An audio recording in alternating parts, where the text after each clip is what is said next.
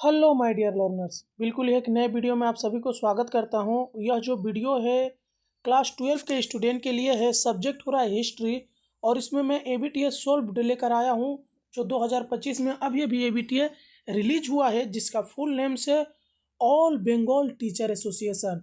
मैं पिछले 7 ईयर्स से पढ़ा कर देखा हूँ 12 क्लास को कि डायरेक्ट एबीटीए से एमसीक्यू, एसएक्यू और लॉन्ग क्वेश्चन भी आते हैं। यदि आपको एबीटीएस सोल्व का पीडीएफ चाहिए, हिस्ट्री का, पॉलिटिकल का, एजुकेशन का, इकोनॉमिक्स का या आपको जियोग्राफी का, तो इस वीडियो के डिस्क्रिप्शन में मेरा व्हाट्सअप नंबर दिया गया है। वहां से जुड़कर कुछ टर्म्स एंड कंडीशन पर आपको पीडीएफ जरूर प्रोवाइड किया जाएगा। यह जो वीडियो है इंग्लिश और हिंदी दोनों मीडियम के स्टूडेंट के लिए है। मैं हिंदी मीडियम को डिस्कस करूँगा, इंग्लिश मीडियम वाले थोड़ा देख लेंगे। ओके, तो फटाफट वीडियो को लाइक कर दीजिए, कमेंट करके बताइए कि आपको किस सब्जेक्ट के ऊपर वीडियो चाहिए, और साथ ही साथ ये भी कमेंट करिए कि आप वेस्ट बंगाल के किस डिस्ट्रिक्ट से मेरे इस वीडियो को देख रहे हैं। ठीक है, ये हमारा हिस्ट्री का सेट 6 वीडियो है। यदि आप इसके पहले के 5 सेट नहीं देखे हैं तो हमारे वीडियो के प्लेलिस्ट में जाकर, हमारे चैनल के प्लेलिस्ट में जाकर वहाँ पे देख लीजिएगा, जिसका नाम लिखा हुआ है WB क्लास 12 एबीटीएस सोल्व हिस्ट्री लिखा होगा 2025। ठीक है, चलिए हम लोग देख लेते हैं पहले एमसीक्यू क्वेश्चन को। इसमें टोटल 40 क्वेश्चंस मैं डिस्कस करने वाला हूं, एमसीक्यू और एसएक्यू मिलाकर। चलिए, हमारा पहला क्वेश्चन क्या हो रहा है कि पुस्तक देश भाग, स्मृति और अस्थ अस्थबद्धता के लेखक है तो सीमांती घोष।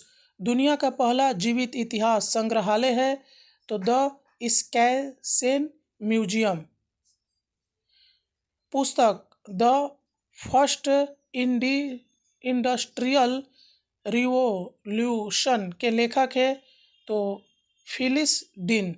अगर आपको कोई भी क्वेश्चन लग रहा है कि इसमें गलत लिखा हुआ है उसका आंसर, तो आप लोग कमेंट करके ज़रूर बताइएगा।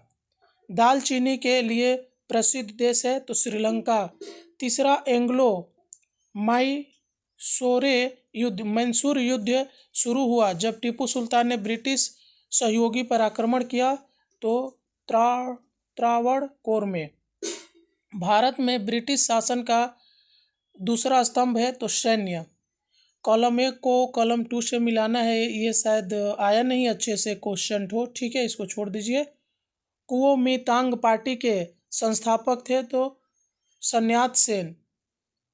मुहम्मदन एंग्लो ओरिएंटल कॉलेज के पहले प्रमुख थे तो थियोडोर बेक।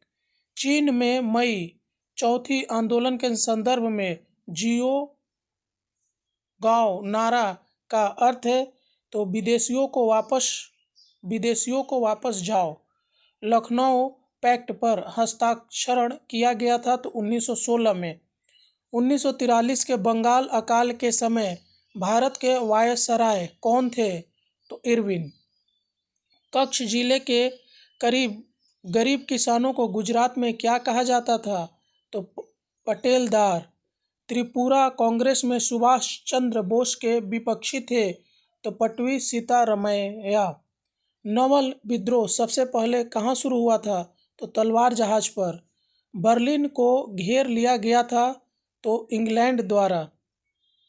यह भी इसमें क्वेश्चंस नहीं दिया हुआ है 17 नंबर का। 18 देखिए, जायोनी संगठन के अध्यक्ष थे तो वाइजमैन।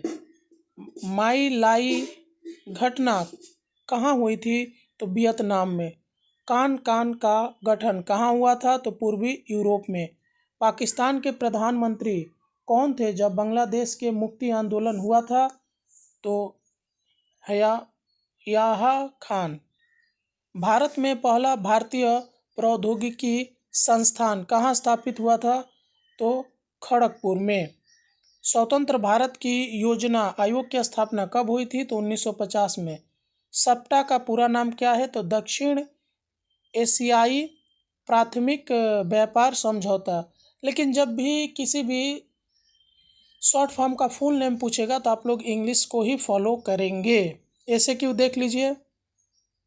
वेल्ट पॉलिटिक क्या है तो देखिए, वेल्ट पॉलिटिक जर्मनी द्वारा 20वीं सदी की शुरुआत में काइजर हेम द्वितीय के तहत अपनाई गई विदेश नीति है, जिसका उद्देश्य समुद्री विस्तार और उपनिवेशवाद के माध्यम से जर्मनी की शक्ति का प्रदर्शन करना था। किसने चीन में ओपन डोर नीति घोषित की थी? तो चीन में ओपन डोर नीति संयुक्त राज्य अमेरिका द्वारा सचिव जॉन के तहत 1899 में घोषित की गई थी, जिसका उद्देश्य सभी विदेशी देशों के लिए चीन में समान व्यापार अधिकार सुनिश्चित करना था। चीन के किन दो बंदरगाहों को विदेशी व्यापार के लिए प्रतिबंधित किया गया था? वह दो बंदरगाह थे कैंटन और मकाओ। वाणिज्यिक पूंजी से क्या अभिप्राय है?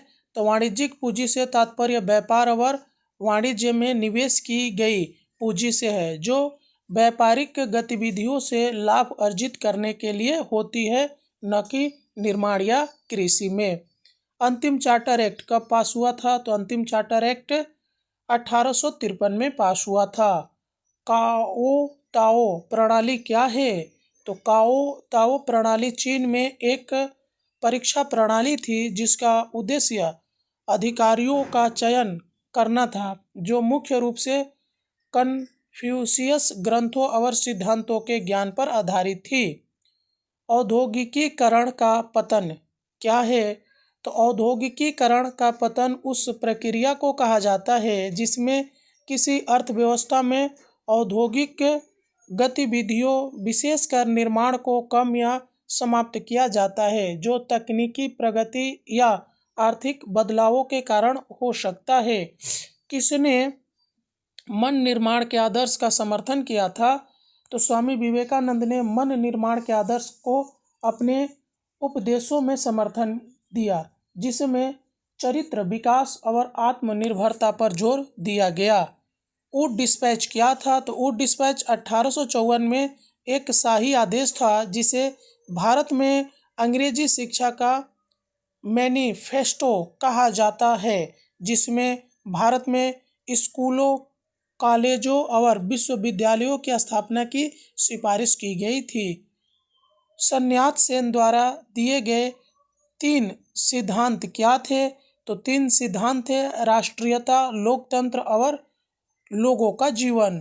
ताइपीन विद्रोह कब और क्यों हुआ था? तो ताइपीन विद्रोह 1850 से 1864 के बीच हुआ था, जो चीन में सामाजिक और आर्थिक असंतोष, धार्मिक उन्माद और बदलाव की तीव्र इच्छा से प्रेरित था। अनुबंध श्रमिक किसे कहा जाता है? तो अनुबंध श्रमिक वे लोग होते हैं जिन्हें एक निश्चित समय अवधि के लिए कार्य करने के लिए समझौता किया हो, अक्सर कठोर परिस्थितियों में बदले में यात्रा खर्च या अन्य सुविधाओं के लिए। पूना पैक्ट किस वर्ष पर हस्ताक्षर किया गया था? तो पूना पैक्ट 1932 में डॉक्टर BR अम्बेडकर और महात्मा गांधी के बीच हस्ताक्षरित किया गया था, जो दबे वर्गों के लिए अलग निर्वाचन क्षेत्र के मुद्दे को हल करता है। भारतीयों ने साइमन कमीशन का बहिष्कार क्यों किया था? तो भारतीयों ने 1928 में साइमन कमीशन का बहिष्कार किया था, क्योंकि इसमें कोई भारतीय प्रतिनिधित्व नहीं था और इसे ब्रिटिश साम्राज्यवाद का प्रतीक माना गया था। शिमला डेलीगेशन क्या था? तो शिमला डेलीगेशन 1906 में मुस्लिम नेताओं का एक प्रतिनिधि मंडल था, जिन्होंने भारतीय वायसराय से मुस्लिमों के लिए अलग निर्वाचन क्षेत्र की मांग की थी। सुभाष चंद्र बोस ने किसे पूर्व एशिया में भारतीय स्वतंत्रता आंदोलन का पिता माना था?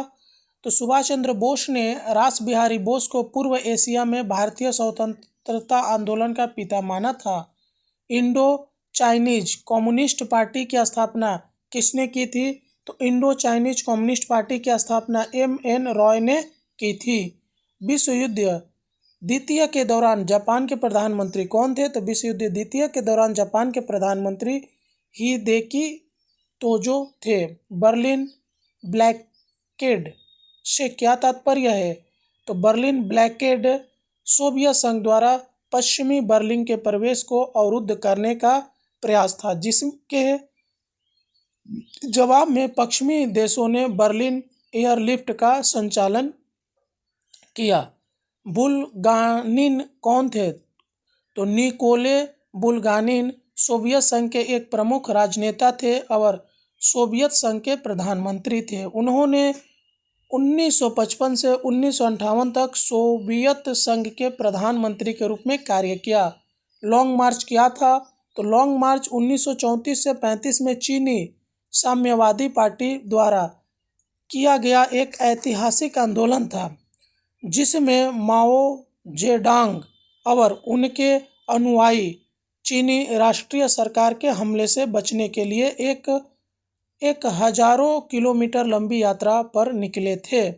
स्वतंत्र भारत में पहला सामान्य चुनाव कब हुआ था? तो स्वतंत्र भारत में पहला सामान्य चुनाव 1951 से 52 में हुआ था, जो भारतीय लोकतंत्र के लिए एक ऐतिहासिक कदम था। होमी जहांगीर भाभा कौन थे? तो होमी जहांगीर भाभा भारतीय परमाणु कार्यक्रम के संस्थापक और एक प्रमुख वैज्ञानिक थे, जिन्होंने भारतीय परमाणु ऊर्जा विभाग की स्थापना की और भारत के परमाणु शक्ति बनाने में महत्वपूर्ण भूमिका निभाई। सार्क क्या है? तो सार्क दक्षिण एशिया क्षेत्रीय सहयोग संघ है, जो 1985 में स्थापित हुआ था। इसका उद्देश्य दक्षिण एशिया के लोगों के बीच आर्थिक और सांस्कृतिक सहयोग को बढ़ावा देना है। इसके सदस्य देशों में भारत, पाकिस्तान, नेपाल, श्रीलंका, बांग्लादेश, भूटान, अफगानिस्तान और मालदीव शामिल है। तो यहीं पर हमारा हिंदी वर्जन ख़त्म होता है। नीचे में यहाँ पर इंग्लिश वर्जन को मैं आपको दिखा देता हूँ। वीडियो को मैं स्क्रॉल करके धीरे धीरे ऊपर लेकर चला जाऊँगा, आप इसे देख लीजिएगा। कॉपी पे नोट डाउन कर लीजिए और कमेंट करके आप बताइए कि आपको और किस सब्जेक्ट के ऊपर वीडियो चाहिए। यदि अभी तक आप मेरे वीडियो को लाइक नहीं किए हैं तो वीडियो को लाइक करिए। आपका एक लाइक मेरे को दूसरा वीडियो बनाने के लिए मोटिवेट करता है। तो यहाँ पे हमारा देख सकते हैं कि MCQ ख़त्म हो गया, अब ACQ यहाँ से शुरू हो गया। और यह आपको वीडियो कितना हेल्पफुल लग रहा है ये भी कमेंट करके बताइए। चलिए ACQ हमारा चालू है, देख लीजिएगा सब कोई।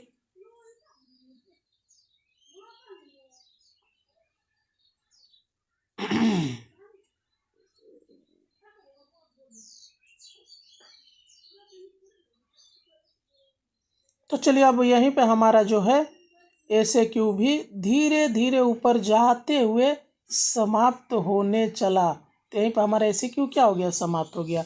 चलिए मिलते हैं किसी और वीडियो में, तब तक के लिए जय हिंद।